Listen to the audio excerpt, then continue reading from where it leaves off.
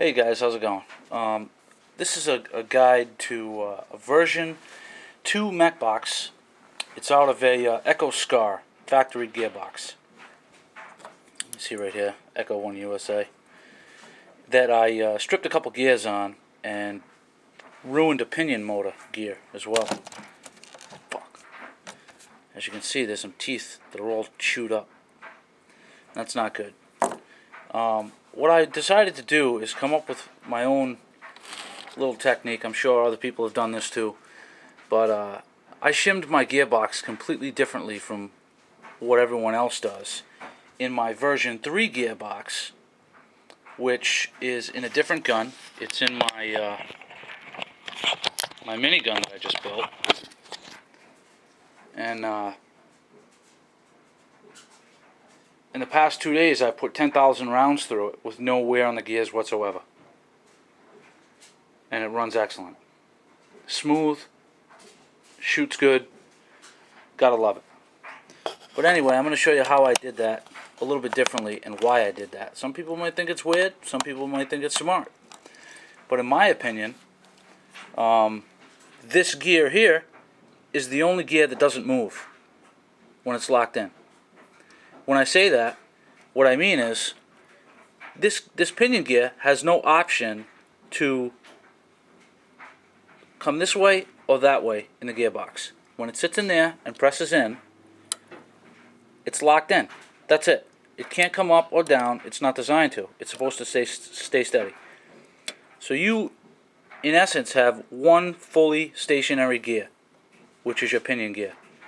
So what I did is I shimmed the gearbox in the minigun according to the height of this, and it worked flawlessly. What happened is, when I took this gearbox apart, I did a test before I actually started on the other one. I wanted to see exactly where this gear meshed with the pinion gear. And the bevel gear was only about halfway in. So it was digging like this. And this was tight. I mean, if I turned it up, I would really crank down the RPMs and the motor would heat up. It was like that from the factory. So I checked it. The spur gear was really low, just like everybody says. Just up off the bottom, to clear the bushings in the mech box and then shim everything according to that. Well, when it was done like that, this gear wouldn't mesh the right way. The pinion gear is supposed to be, the end of the gears are supposed to be perfectly aligned. If they're not, then it's wrong.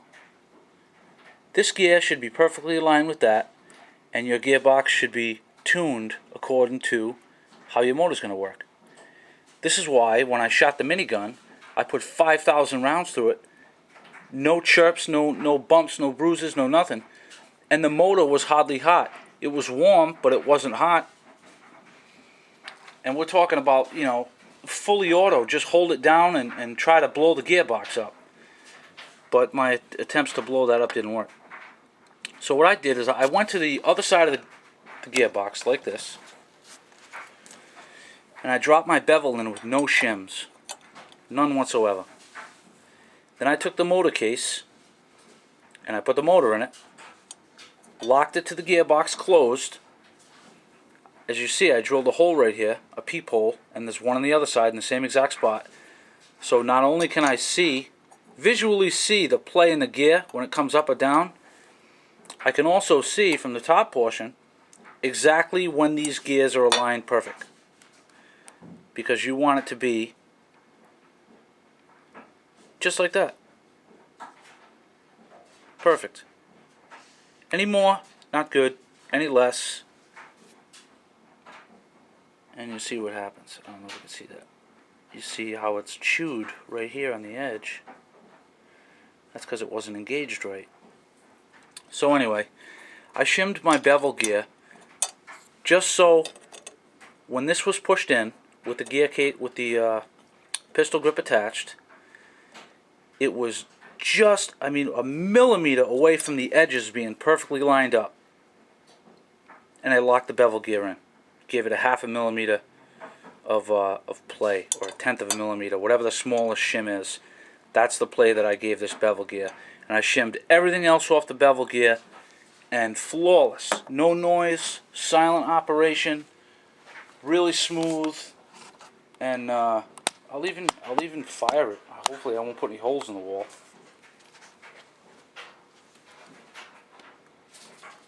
Oh, battery's not plugged in.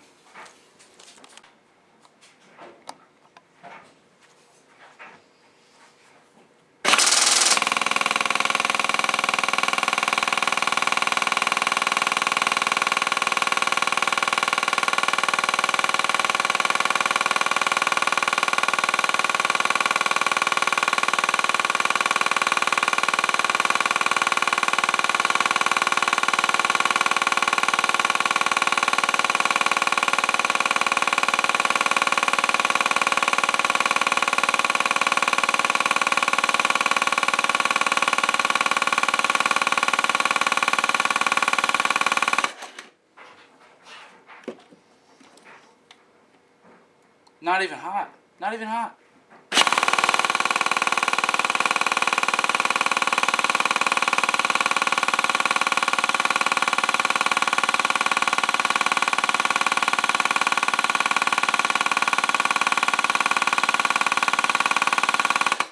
Yes, the barrels rotate. But anyway, back to the version 2 gearbox. Like I said, I shimmed it off the bevel gear. I'll be doing this with all my gears now. And one of the reasons is, if you have play in the gearbox, we all know we're not supposed to have any play in the gearbox.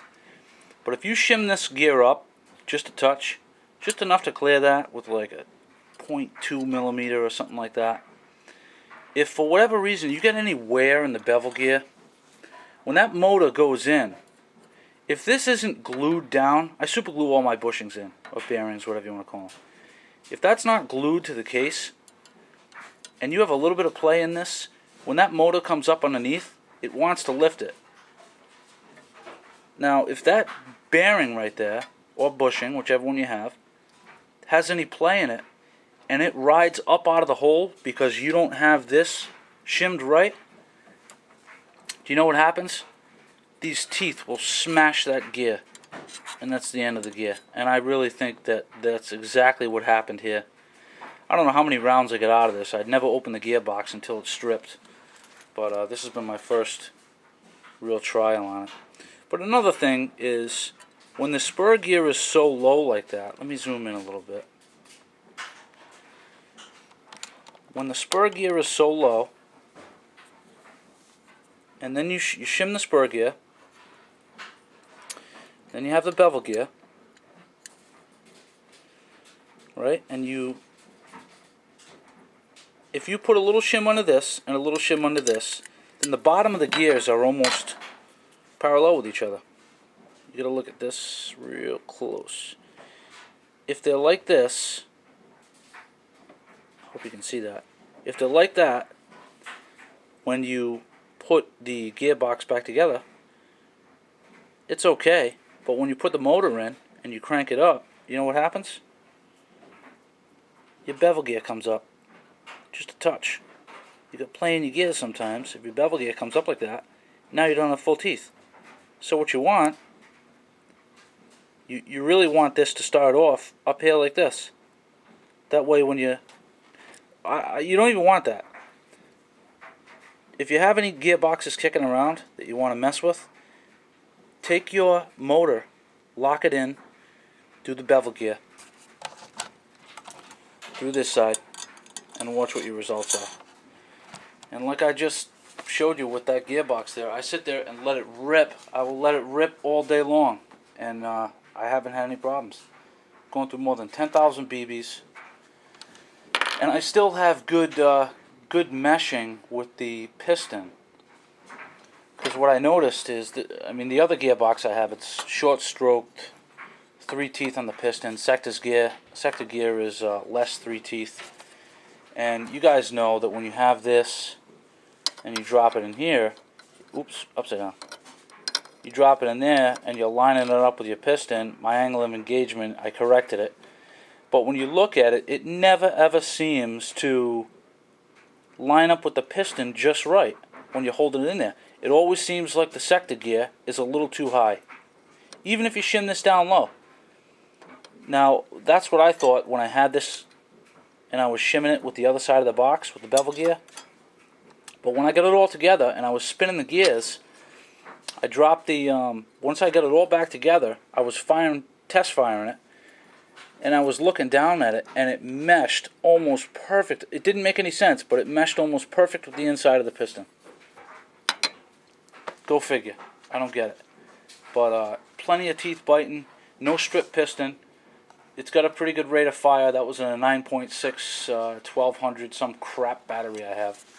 I'm going to put a 10.8 4200 milliamp or a LiPo, because this minigun is running off a MOSFET that can handle 65 amps continuous, and that's what my laser pressure switch controls. That opens and closes the MOSFET and blasts away on it. So, I mean, that's my... Oh, another thing. If you're going to do a gearbox and you're going to do it right, when I did my version 3, I must have taken the thing apart 3 times, second guessing myself.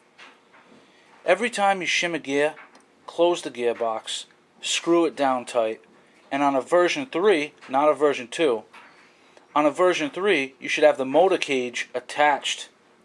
Every time you do it, put the motor cage on without the motor, because you got 2 screws down here that bolt through and actually tighten up this end even a little more. So especially when you're doing your bevel gear, you want to have it, all the screws in it, tightened up. It takes a little longer, but if you do it quick, probably take you 10-15 minutes. It took me about 15-20 minutes to shim it the last time, once I got good at doing it and checking it. And I've had really good results, and I will do every single gearbox shimming the bevel gear first. Because you know what happens if you don't? When you go to put it in, you go like this goes in, it's not all the way in. The motor wants to force itself forward as you're tightening it. It's pushing up on the bevel gear, it's cocking the axle of it. If it's not doing that, it's eating away at the center of the gears and the teeth, and I think this is going to make it last a lot longer. Anyone else who has tried shimming the bevel gear first, let me know. And, I can tell you, 2 days, over 10,000 rounds through it. No problems. Hope this helps.